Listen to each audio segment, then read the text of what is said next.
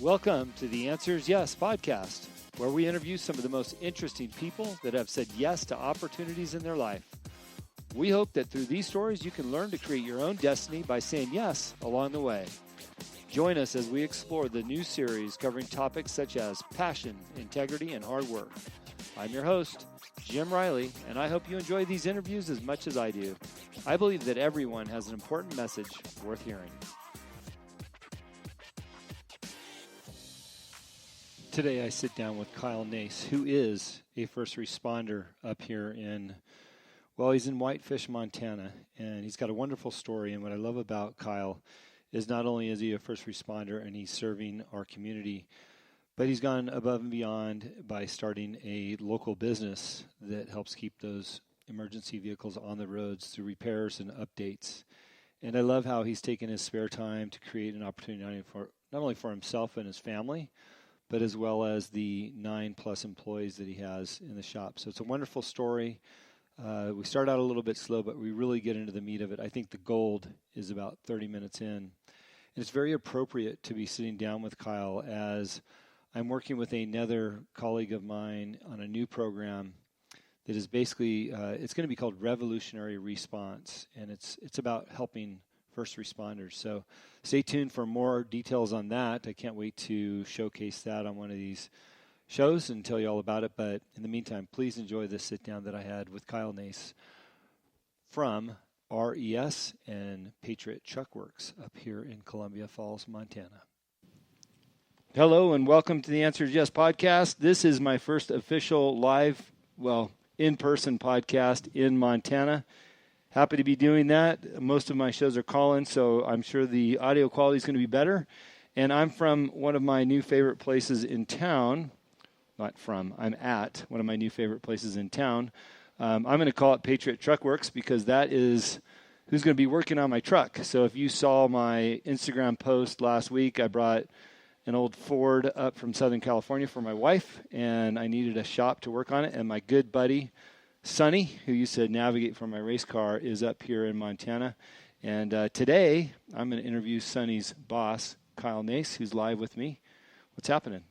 Hey, it's good to have you here, Jim. I appreciate it. You got a nice spot. I want to talk all about this business and what you're doing, but it's emergency response repair shop, and we'll talk about that. But then you have Patriot Trukworx, where you do aftermarket parts and you work on people's daily drivers or their recreational vehicles. Yep. And I brought a heap of junk on a trailer for you to work on. Even loaned you a trailer. Yeah, even loaned me a trailer to put a couple thousand miles on those axles. So thank you for that. The show is called The Answers Yes. You know that, and it's all about our stories and how we got to where we're at. And I think we're going to end on this business here. But what I'd love to talk about is your history, where you started, and ultimately, the reason why you work on emergency response vehicles is because you're a fireman and you were a paramedic, correct? Yep. Yeah, actually still am. Yeah. Daily job. Yep. Yeah. One of my jobs, right? Well, let's go back to maybe when you got out of high school or college and you were looking to make career decisions. Where were you at in your mind, and what were you going to do at that time in your life?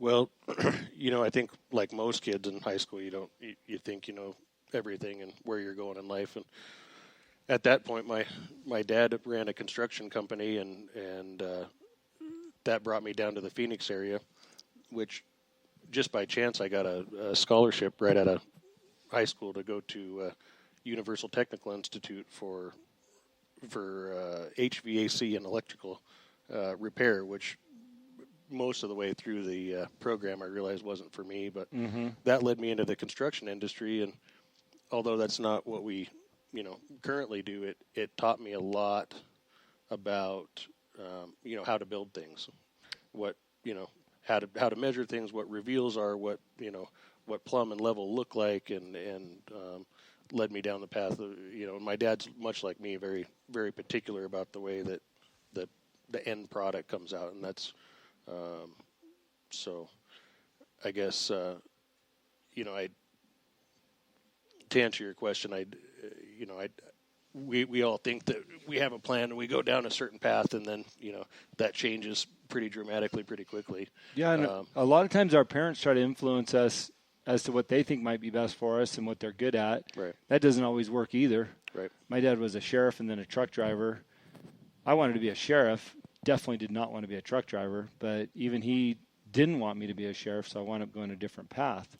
Right. Here you are going to a specific school that, granted, it taught you some things, but you're nowhere near that today. Right. We were laughing about that today, actually, about how, if I had to wire a three-way electrical switch, I wouldn't have a clue of how to do it, but it did teach me some things. But, it led me down that path, and so one thing led to another. That particular job, working with my dad, took me to Sholo, Arizona, where we were building a golf course clubhouse.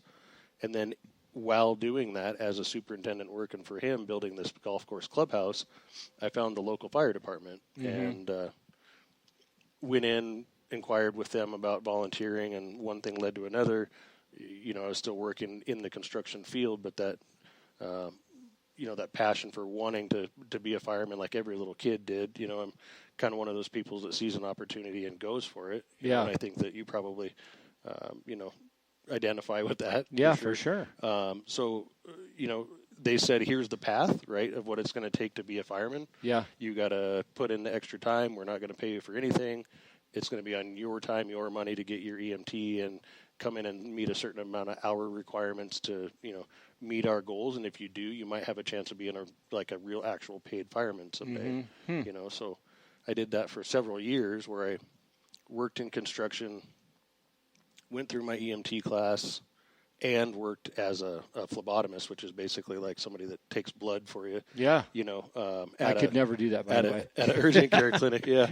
Yeah. It's funny how many people pass out when they get poked with a needle, but, you just got to go for it, So luckily that was before wife and kids, because you can't have 3 jobs and you can only have 2. Yeah, right. Most of the time. Okay. So here you are, working for your dad, basically in the construction business. You're throwing your free time at becoming an EMT and working for free. Yep. Where's your dad at on all this? Is he supportive of where you're heading in your new career path, or was he like, hey, I thought you were going to be helping me over here with construction business? I think Dad owned his own business long enough and had enough struggles that he really didn't want to see me go through those same struggles and own a business. He'd rather see me go be a fireman. Yeah. You know what I mean? And just, my uncle's a fireman, and he always looked at, Uncle Brad. He's like, you got to go do what he does because they have the greatest schedule and they get, paid pretty good, and all the chicks dig them. And nothing wrong with that. Yeah. But that's good. Well, so your work ethic. I mean, now you're working 2 jobs, and you've got a goal in mind to become part of the fire department at whatever level. Did that come from an early age that you established a strong work ethic like that? I mean, a lot of people don't want to hop on 2 jobs. Well, I was actually kind of resented it, to be honest. And growing up, I was not forced to work, but that's just what we did. Right? Yeah. Like after school, we did yard work or we did whatever. I went to the job site and cleaned up job sites. And on the weekend, we went to the jobs and we cleaned up job sites. And, there wasn't a whole lot of being a kid. And when you're a kid, that kind of sucks. But now as an adult and being a dad and looking back at it, like it was the best thing that teaching that at a young age of that's what life is. That's how you're going to get somewhere, right? Like your word needs to mean something, being a man, and your handshake needs to mean something. Yeah. And you need to work your ass off. Like that's the only way you're going to get somewhere. Well, I don't disagree with you. I had the similar upbringing when I lived with my father.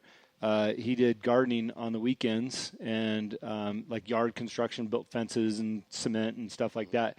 And as kids, we always had to go help him. And like you said, as a kid, it sucked because you want to be out playing with your friends or doing those other things. But as an adult, and I look back on that, I'm very grateful for that work ethic and knowing how to do so many other little random things that I learned on the job. What I like to point out on this show is because we have a lot of parents that listen to this show. And I believe that these are good values for us to teach our kids. I've got a 4-year-old and a 6-year-old, both girls. Yep. Which I'd probably take on a construction job if that's what I did. Yep. But I think it's a valuable lesson. So you're a parent yourself.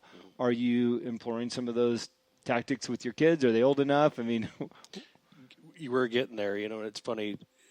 my son is 5 and my daughter's 2, so more so our son. But he, at 5 years old, if I tell him to get a 3/8 ratchet, he knows what that is. You know what I mean? Yeah. There's not very many kids out there.